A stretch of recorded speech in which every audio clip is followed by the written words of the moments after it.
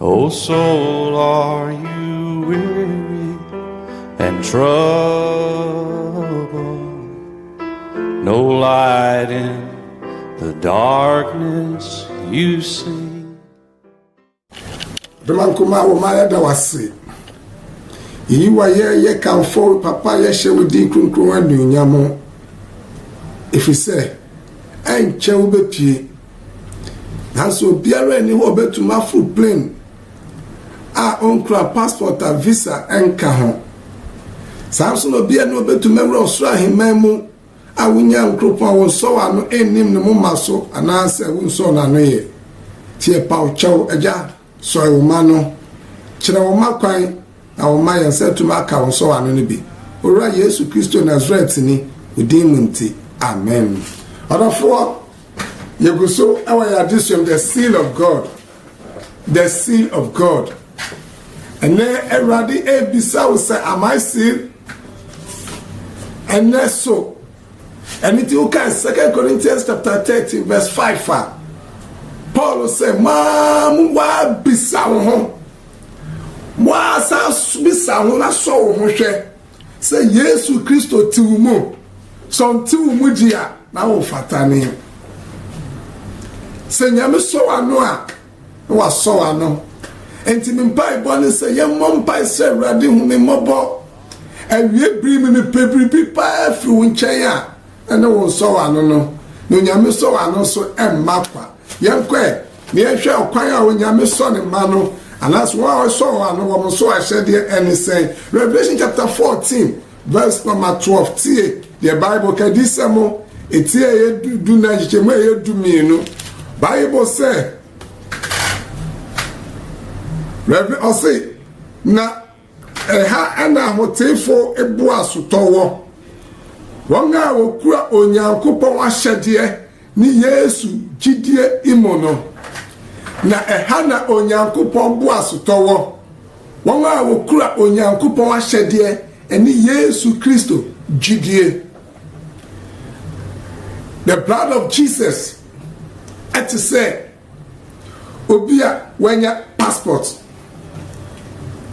and any paper brewer passport now so mundu embassy a omunya visa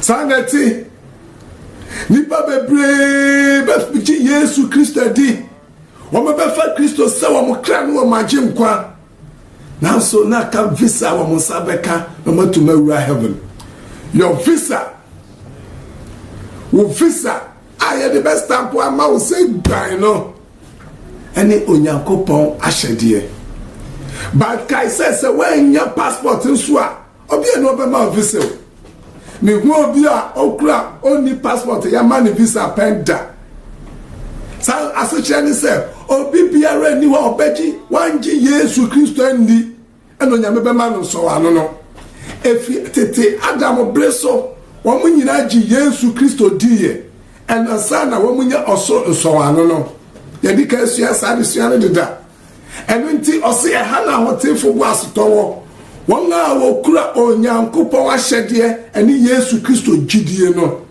metwe wa adwe kakra bi ebra Israel ma won kwaso mu no nyame eba be yi wo mu no ensanchani bi antumi angi wo mu je moja repe hallelujah moja ni po moja na omre so wo ponwa no atifi bankum ni anifa no eno na agi wo mu but the question is say oji a wo nya nyine echi no ba hi na tumi du Canaan won wa wo ye osetie ya so omre ema Awurade asem no Joshua ene Caleb empanyifo no eno nti dudu ebeji asem na de onyankopon so amono enye asori dem say metis asori dem say me yezie ni me ye Pentecost ni me ye Roman ni anase me ye wasori we there be ne di kind no the seal of God is the faith of Jesus Christ and then the obedience to the word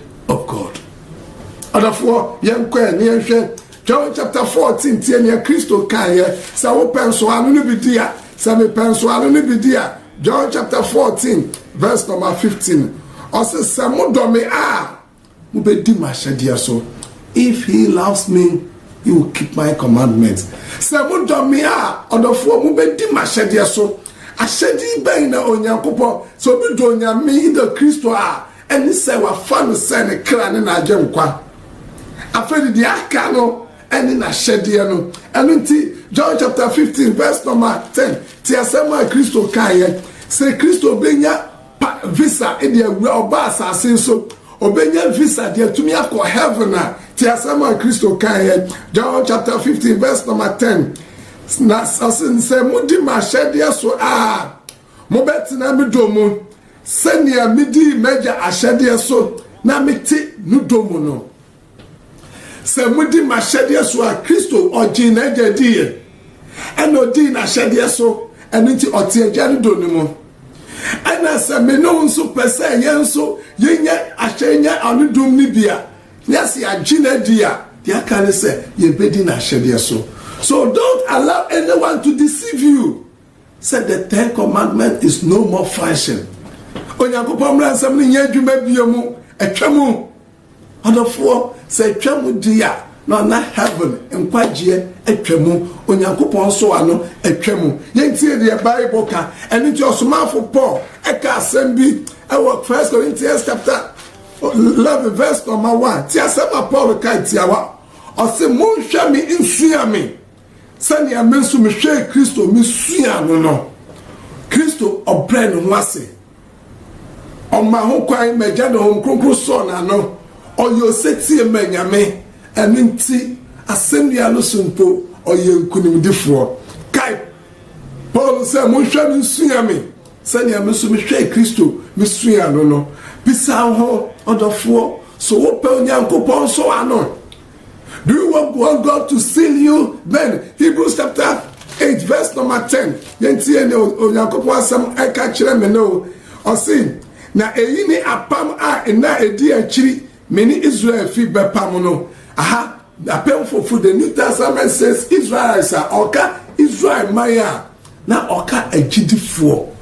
Ɔka Nyame ma wɔn a wɔfa Kristo sɛ wɔn kra no wɔn agye nkwa. Tie apam bɛn no Onyankopɔn de wɔn bɛpam. Ɔse na me de me mmra mehyɛ wɔn adwene mu na matwerɛ wɔn akoma mu na mayɛ wɔn Nyankopɔn na wɔn nso ayɛ me ɔman. Dodo a ɛbɛgye Kristo adi na Onyankopɔn bɛsili wɔn ano no Bible sɛ Onyankopɔn de ne mmra no ɔde bɛhyɛ wɔn adwene mu na watwerɛ mmra no ɛwɔ wɔn akoma mu ɛna wɔn nso sɛ Onyankopɔn mmra atwa mu yi wɔn nso sɛ Onyankopɔn mmra atwa mu yi. Afede ɔdɔfoɔ mepɛ sɛ huhu gyina pɛn me nso mehu me gyina pɛn Onyame pɛ sɛ yɛhu yɛ gyina pɛn ɛnti sɛ bisa ho sɛ am I sin na si bɛn na manya nso ano bɛn na manya sɛ mafa Kristo sɛ me kra ne magye nkwa a ɛyɛ me passport de aka ɛne sɛ Onyame de ne mmara bɛhyɛ m'adwene mu na watwerɛ me koma mu na manyɛ ne bɔne ɛno nti ɔdɔfoɔ tie di Onyankopɔn kai every tete bɔhyɛ ɔhyɛ ɛma ne ma ɔbɛsɔ wano ne nyinaa. The book of Ezekiel chapter 36 verse number 27 Ezekiel chapter 36 verse number 27 ɔdɔfoɔ yɛntie Awurade Nyankopɔn asɛm. Ezekiel chapter 36 verse number 27 ɔsɛ na mede me honhom bɛhyɛ na ɔsɛ na mede me honhom bɛhyɛ ne mu na mɛma wanantew m'ahyɛdeɛ so na mohwɛ m'atemmudeɛ ayɛ na mede me honhom ɛbɛhyɛ wɔn mu na wanantew m'ahyɛdeɛ mu manantew me commandment a mede maa mo no so wobɛdi so na m'atemmudeɛ nyinaa mobɛyɛ. These are those who have been sealed by God. So as a bisa say, so mafa Kristo sɛ me kra ne magye nkwa na Onyankopɔn mmara nsɛm du a ɔde maa me no me di so anaa ɛyɛ hɔ apa. We are talking about the seal of God, then we come to the seal of the beast. ɛyɛ hɔ apa ɔkyena yɛbɛkɔ Onyankopɔn mmara nsɛm du no so sɛ yɛhu sɛ gyidie no ɛyɛ Kristo wu obewu de gye me no nkwa sɛ yɛbɛgye atom sɛ yɛ nebɔneyɛfoɔ no yɛsua ɛyɛ hɔ apa ɔkyena then you are here do mo esiko Awurade mu ame no nti on ka me no ni nya ni mu gidie ye di asem no so Yesu din mu nti amen.